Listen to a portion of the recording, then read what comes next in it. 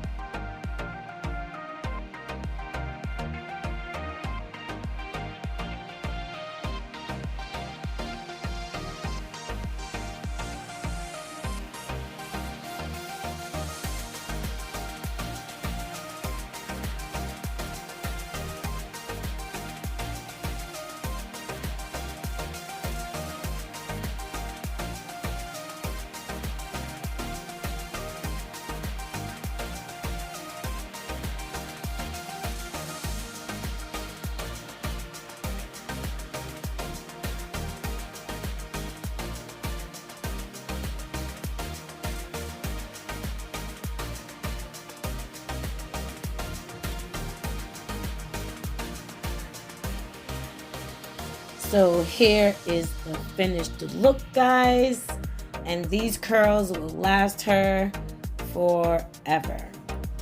They're so bouncy, shiny. I really didn't use any hold. I just used a little what is that, dressing in the roots, and as you curl it melts down into the rest of the hair. So beautiful. Look at her.